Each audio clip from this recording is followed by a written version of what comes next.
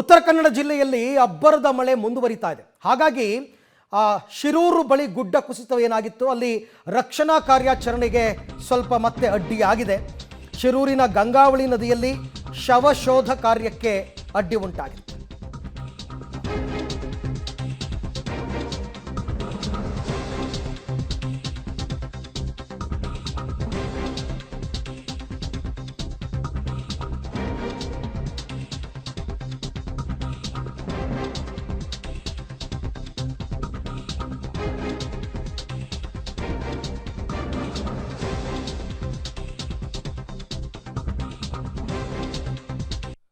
ಉತ್ತರ ಕನ್ನಡ ಜಿಲ್ಲೆಯಲ್ಲಿ ಮಳೆ ಅಬ್ಬರ ಜೋರಾಗ್ತಾ ಇದೆ. ಹೀಗಾಗಿ ಶಿರೂರಿನ ಗಂಗಾವಳಿ ನದಿಯಲ್ಲಿ ಶವಶೋಧ ಕಾರ್ಯ ನಡೀತಾ ಇತ್ತಲ್ಲ, ಇದಕ್ಕೆ ಮತ್ತೆ ಇವತ್ತು ಅಡ್ಡಿಯಾಗಿದೆ.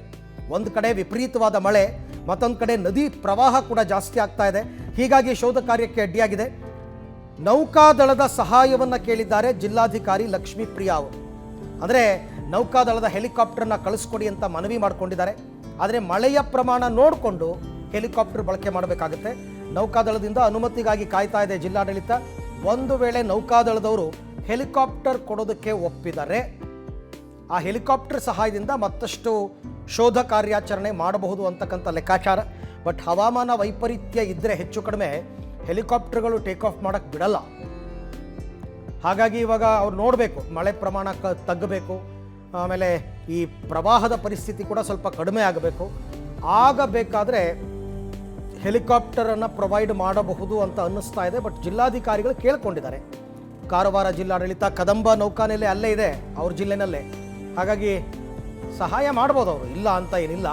ಅಥವಾ ಸರ್ಕಾರದಿಂದ ಏನಾದರೂ ಪತ್ರ ಹೋಗಬೇಕಾಗುತ್ತಾ? ಯಾಕೆಂದರೆ ನೌಕಾದಳ ಅದೆಲ್ಲ ಕೇಂದ್ರ ಸರ್ಕಾರದ ವ್ಯಾಪ್ತಿಗೆ ಒಳಪಟ್ಟಿರ್ತಕ್ಕಂಥದ್ದು.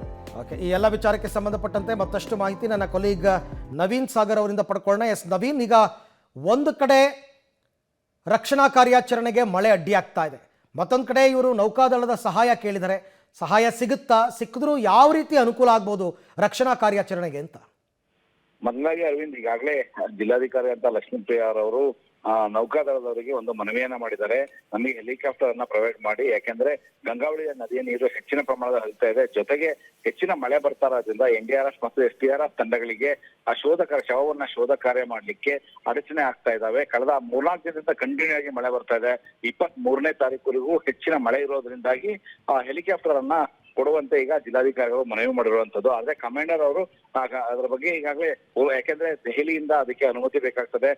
ಕಾರವಾರದಲ್ಲಿ ಕದಂಬ ನೌಕಾದಳ ಇದೆ, ಅಲ್ಲಿಯೂ ಕೂಡ ಹೆಲಿಕಾಪ್ಟರ್ ಇರುವಂತದ್ದು. ಒಂದು ಕಾರವಾರದಲ್ಲಿದೆ, ಇನ್ನೊಂದು ಹೆಲಿಕಾಪ್ಟರ್ ಗೋವಾದಲ್ಲಿದೆ. ಗೋವಾದಲ್ಲಿರುವಂತಹ ಹೆಲಿಕಾಪ್ಟರ್ ಇದೆ, ಮಳೆಯಲ್ಲೂ ಕೂಡ ಕಾರ್ಯಾಚರಣೆ ಮಾಡ್ಲಿಕ್ಕೆ ಯೋಗ್ಯವಾಗಿರುವಂತದ್ದು.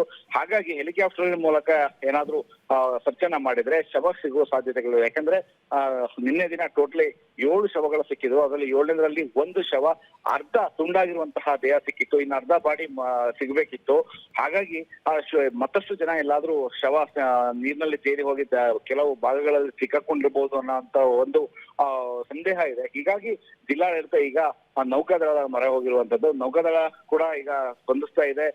ಯಾಕೆಂದ್ರೆ ದೆಹಲಿಯಿಂದ ಪರ್ಮಿಷನ್ ಸಿಗಬೇಕಾಗತ್ತೆ. ಯಾಕೆಂದ್ರೆ ಅವರ ಕಾರ್ಯಾಚರಣೆನ ಹೊರತುಪಡಿಸಿ ಬೇರೆ ಫ್ಲಡ್ ಸಂಬಂಧಪಟ್ಟ ಈ ಕಾರ್ಯಾಚರಣೆ ಮಾಡ್ಬೇಕು ಅಂತಂದ್ರೆ ಅವರು ಅನುಮತಿಯನ್ನ ಕೋರ್ಬೇಕಾಗ್ತದೆ, ಅನುಮತಿ ಪಡೆಯಬೇಕಾಗ್ತದೆ.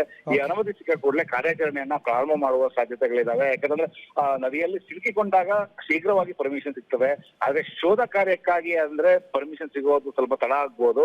ಹೀಗಾಗಿ ಈಗ ಪರ್ಮಿಷನ್ ಸಿಕ್ಕ ಹಂತದಲ್ಲಿ ಕದಂಬ ನೌಕಾನೆಲೆಯಿಂದ ಈಗ ಹೆಲಿಕಾಪ್ಟರ್ ಹೋಗಿ ಶೋಧ ಕಾರ್ಯವನ್ನ ಪ್ರಾರಂಭಿಸುವಂತದ್ದು. Arvind. Okay Naveen, thank you ತಮ್ಮ ಎಲ್ಲ ಮಾಹಿತಿಗಾಗಿ. ಒಂದು ಕಡೆ ಈ ಪ್ರದೇಶ ಏನಿದೆ, ಶಿರೂರು ಗುಡ್ಡ ಕುಸಿತ ಪ್ರಕರಣದ ಏರಿಯಲ್ ವ್ಯೂ ತಾವು ಗಮನಿಸ್ತಾ ಇದ್ದೀರಾ, ಅಂದರೆ ಡ್ರೋನ್ ವಿಜುವಲ್ಸ್ ಇದು. ಇಲ್ಲಿ ನೀವು ನೋಡ್ತಾ ಇರತಕ್ಕಂಥ ಭಾಗನೇ ಗುಡ್ಡ ಕುಸಿದಿರೋದು. ನಿಮಗಿಲ್ಲಿ ಸಣ್ಣದಾಗಿ ಕಾಣ್ತಾ ಇದೆ, ಬಟ್ ಅದರ ವ್ಯಾಪ್ತಿ ಮತ್ತು ಆಳ ಎಷ್ಟು ಎತ್ತರದಿಂದ ಕುಸಿದಿದೆ ಅಂತಕ್ಕಂಥ ದೂರದಲ್ಲಿ ನೋಡಿ ಗೊತ್ತಾಗುತ್ತೆ. ಪಕ್ಕದಲ್ಲೇ ರೋಡ್ ಪಕ್ಕದಲ್ಲೇ ಗಂಗಾವಳಿ ನದಿ. ಆ ಕುಸಿದ ಮಣ್ಣೆಲ್ಲ ಗಂಗಾವಳಿ ನದಿ ನೀರಿಗೆ ಬಿದ್ದಿದೆ. ಹಾಗಾಗಿನೇ ಇನ್ನೊಂದು ತಟದಲ್ಲಿ ನೀರು ಹಳ್ಳಿಗೆ ನುಗ್ಗಿದ್ದು ನೋಡಿ ಹೆಂಗಿದೆ. ನೋಡಿ ಅಲ್ಲಿ ಒಂದು ಅದೇನೋ ಕೆಲವರು ಹೇಳ್ತಕ್ಕಂಥ ಪ್ರಕಾರ ಅವೈಜ್ಞಾನಿಕವಾಗಿ ರಸ್ತೆ ಕಾಮಗಾರಿ ಮಾಡಿದ್ದಾರೆ. ರಸ್ತೆ ಕಾಮಗಾರಿ ಗುಡ್ಡದ ಪಕ್ಕ ಮಾಡಬೇಕಾದ್ರೆ ಮೊದಲಿಗೆ ಒಂದು ಡ್ರೈನೇಜನ್ನು ಮಾಡಬೇಕು, ತಡೆಗೋಡೆಯನ್ನು ನಿರ್ಮಾಣ ಮಾಡಬೇಕು, ಆ ಥರ ಬಂದೋಬಸ್ತ್ ಮಾಡ್ಕೊಂಡು ರಸ್ತೆ ಮಾಡಬೇಕು. ಇವ್ರು ಏನೂ ಮಾಡಿಲ್ಲ, ಸುಮ್ಮನೆ ರೋಡ್ ಮಾಡೋದಕ್ಕೆ ಶುರು ಮಾಡಿದ್ದಾರೆ. ಹಾಗಾಗಿ ಇಷ್ಟೆಲ್ಲ ಅನಾಹುತ ಆಗಿದೆ ಅಂತ ಸ್ಥಳೀಯರ ಆರೋಪ. ಏನೇ ಆದರೂ ಅಲ್ಲೊಂದು ಟೀ ಅಂಗಡಿ ಇತ್ತು, ವೆಹಿಕಲ್ ನಿಲ್ಲಿಸಿದ್ರು, ಎಲ್ಲ ಹೋಯ್ತು, ಜೀವ ಹೋಯ್ತು. ಈಗ ಮಾತಾಡ್ತಾರೆ ಎಲ್ಲ.